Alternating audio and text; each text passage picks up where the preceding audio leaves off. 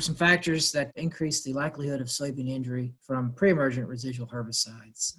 This one is really on my mind right now, given the forecast and even what we've had so far. So obviously, I think it's worthwhile to point out that it's really dependent on what active ingredient you're using from a residual standpoint. What I mean by that is not everything is going to injure or has the potential to injure soybean to the same degree. Most of the products we're talking about that fall into this category would be the flumioxazin or Valor premixes and products, or the sulfentrazone or Authority premixes and products. And really, those constitute some of the most common pre-herbicides that we use in Missouri. There's a lot of those that go down, and not just Missouri, but throughout the Midwest. There's quite a bit of debate among weed scientists, even as to which one of those two active ingredients has a potential for being most harmful. Quite frankly, I have tried to separate that out and looked at them year to year, and I have seen injury out of both fairly consistently. And the reason I just point these out is because, if you're using just a dual 2 Magnum or, I don't know, there's a bunch of other products, group 15 herbicides, Zidua, things like that, then they're not going to be anywhere close to as injurious as these. So what are some of the things that could increase your risk for getting injury?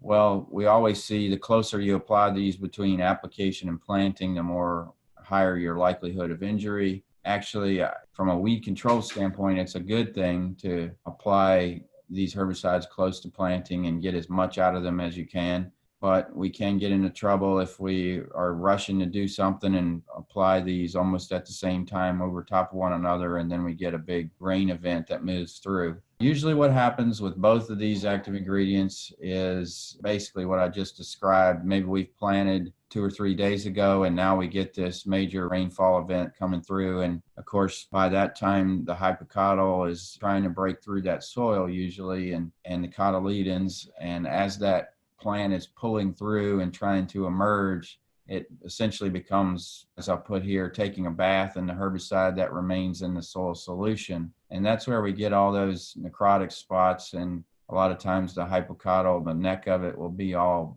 brown and necrotic. And so that's where we get our worst situation. So really trying to think about not only what you're doing right now, but what's going to happen 2 or 3 days from now. Is there major rainfalls predicted and all of that?